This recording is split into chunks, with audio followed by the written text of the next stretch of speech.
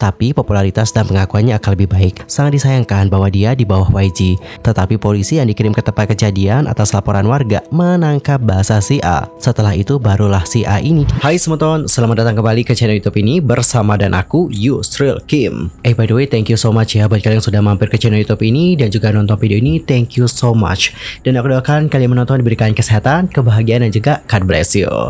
Nah guys, dalam video kali ini tuh kita akan membahas tentang topik-topik yang lagi rame banget diperbincangkan dan tentunya sangat sayang banget nih untuk dilewatkan. Dan buat kalian yang mau jadi orang yang kudet nih, langsung aja ya subscribe channel YouTube ini sekarang juga. Dan tanpa banyak cakap-cakap lagi, yuk kita bahas seperti apa berita selengkapnya. Di berita pertama, kita akan membahas tentang Jong So-mi yang menghadapi masalah plagiarisme atas karakter ilustrasi di MP Passport World miliknya. Setelah masa hiatus yang cukup panjang, Jong So-mi akhirnya merilis karya terbaru berupa mini album bertajuk Game Plan. Mini album ini memuat title track berjudul Passport World dan back album maupun video musiknya sama-sama dirilis pada hari Senin tanggal 7 Agustus. Passport World adalah lagu bergenre deep house yang disusun oleh Teddy, Vince, Artie, dan juga Bekubum. Dan So-mi berpartisipasi dalam penulisan liriknya bersama dengan Teddy, Bekubum, dan juga Vince. Lagu tersebut membagikan pesan jujur kepada seseorang di masa depan, mengungkapkan keinginannya untuk menemukan cinta sejati.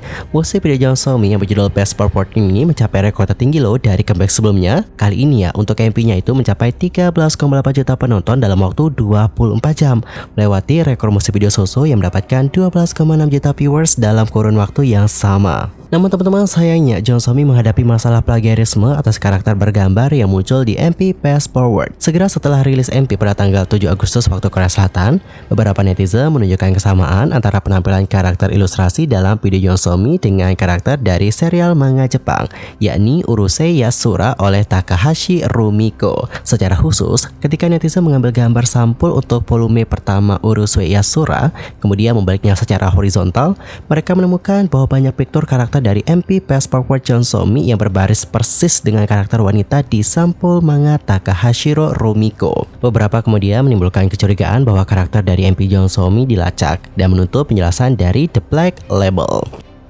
Dan guys, nggak hanya tentang isu plagiarisme saja, di tengah comeback So-mi muncul perdebatan nih di antara netizen tentang label yang paling baik untuknya.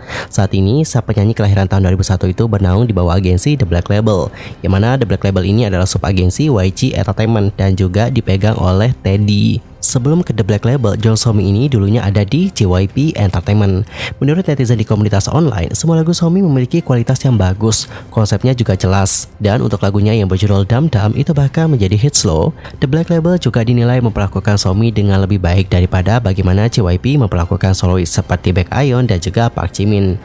Netizen lainnya juga berkomentar bahwa So-mi mendapatkan pengakuan karena dia didorong oleh JYP Entertainment terlebih dahulu. Kemudian ada netizen lain yang berkomentar dengan mengatakan So-mi mendapatkan pengakuan karena dia didorong oleh JYP terlebih dahulu. Bagaimana mungkin seorang peserta pelatihan pergi ke Teddy?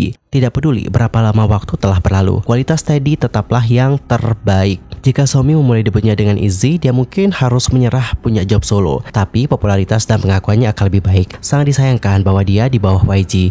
Dia hiatus selama 2 tahun tanpa merilis musik baru dan popularitasnya menurun. Kemudian ada juga yang komen, aku selalu mengantisipasi konsep lagu So-mi. Serius, kualitas bintangnya nggak bisa disangkal. Well, teman-teman, jadi seperti itulah bagaimana perdebatan yang ada di kalangan para netizen. Kalau kalian sendiri gimana nih opininya? Nanti langsung aja ya, sampaikan di kolom komentar. Dan untuk berita kedua, kita akan membahas tentang hal yang terjadi dengan Winter aespa, yang mana baru-baru ini yaitu mendapatkan ancaman. Kasus ancaman keselamatan seperti penusukan marak di Korea Selatan akhir-akhir ini. Seperti yang sudah kita bahas sebelumnya, ancaman seperti ini diposting di komunitas online DC yang mayoritas penggunanya adalah kaum-kaum namja atau laki-laki. Ancaman itu bukan sekedar ancaman saja loh, karena memang sudah banyak korban nih yang berjatuhan. Banyak loh dari netizen yang juga ketakutan karena ada beberapa orang yang membawa pisau dan melakukan yang namanya penusukan. Sekilas apa yang terjadi akan ngingetin aku sama film Scream deh. Ada yang merasa gitu nggak sih? Entar komen ya di kolom komentar. Dan guys, baru-baru ini Winter aespa mendapatkan ancaman pembunuhan nih. Seperti diberitakan oleh Export News pada hari Selasa tanggal 8 Agustus, ancaman pembunuhan Winter aespa diunggah anonim ke komunitas online pada tanggal 7 Agustus. Unggahan itu pun tak bertahan lama karena sudah dihapus. Namun unggahan itu telah dilaporkan ke polisi oleh fans dan juga orang-orang yang mengkhawatirkan keselamatan dari Kim Min Jong. Buat yang belum tahu, Kim Min Jong ini adalah nama aslinya Winter ya. Hingga pada tanggal 8 Agustus, SM Entertainment selaku agensi sudah buka suara dan mengumumkan telah mengajukan tuntutan kepada penulis unggahan ancaman terhadap Winter dan meminta polisi untuk segera menggelar yang namanya penyelidikan. Agensi juga mengkonfirmasi bahwa polisi telah mengunjungi gedung SM Entertainment pada hari itu dan juga sehari sebelumnya untuk memeriksa situasi keamanan karena mereka baru saja menerima laporan tentang berbagai ancaman. Dan tidak hanya itu saja, mereka juga memperketat pengamanan bagi Aespa yang hendak terbang untuk jadwalnya di luar negeri. Dan guys, seperti inilah bagaimana statement lengkap dari SM Entertainment. Yuk mari kita baca. Kemarin postingan yang mengancam keselamatan Winter dibuat di komunitas online. Segera setelah itu kami mengkonfirmasi hal ini. Kami mengajukan tuntutan pidana kepada polisi terhadap penulis postingan tersebut dan kami meminta penyelidikan dan kerjasama yang cepat. Selain itu kami memperkuat tenaga keamanan kami dan Aespa dengan aman meninggalkan negara hari ini melalui kerjasama pengawal dan juga polisi bandara. Polisi juga baru-baru ini menerima laporan tentang berbagai insiden. Jadi kemarin dan hari ini mereka datang ke gedung perusahaan kami untuk memeriksa situasi keamanan dan keselamatan Winter. Kami akan terus melakukan yang terbaik untuk melindungi keselamatan artis perusahaan kami di masa depan juga. Wow, parah juga sih ini, apalagi di Korea kan lagi marak-marak ya tentang ancaman-ancaman seperti itu. Dan mereka juga nggak cuma ngancam doang, tapi ada juga yang sudah melakukan hal itu.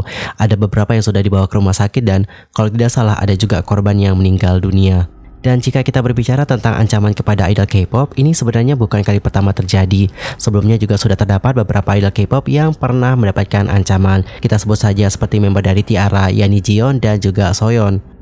Dalam kasusnya Soyeon, penguntit bahkan masuk loh teman-teman ke rumahnya dan ini juga menambahkan keterkejutan dan juga ketakutan buat kita semua. Pada tahun 2021, menurut agensinya Jiyeon yakni Partner Parks, dia juga menerima beberapa ancaman pembunuhan secara publik melalui Twitter dan Instagram dari orang yang tak dikenal. Agensi juga mengungkapkan bagaimana orang yang gak dikenal ini mengancam Jiyeon. Sementara itu, Soyeon mengalami kesulitan ganda nih, mulai dari penguntitan hingga membobol rumah. Saat itu agensinya mengatakan Soyeon baru-baru ini melaporkan seorang penguntit yang masuk ke rumahnya dengan tuduhan pelanggaran dan polisi sedang menyelidikinya. Menurut polisi A, seorang pria yang berusia 30-an memasuki sebuah gedung apartemen di Gangnam Gu-sul, tempat tinggalnya Soyeon, dan mencari Soyeon dengan membunyikan bel pintu di setiap kamar. Soyeon berada jauh dari rumah dan tidak menghadapi A, tetapi polisi yang dikirim ke tempat kejadian atas laporan warga menangkap basah si A. Setelah itu barulah si A ini didakwa dan diserahkan ke pengadilan. Well, kita doakan yang terbaik aja untuk Winter, semoga hal-hal buruk tidak menimpanya. Anyway, berita tadi menutup perjumpaan kita untuk hari ini dan kita akan jumpa lagi di next video. Tentunya dengan informasi yang juga update ya. Teman-teman, kalau aku punya salah jangan lupa ingetin ya. Entah itu dalam ucapan mungkin, sikap, tindakan, dan mungkin ada misinformasi, entar langsung aja ya koreksi aku dengan cara komen di kolom komentar. See you next time dan juga terima kasih sekali lagi. Selamat beraktivitas semuanya. Goodbye.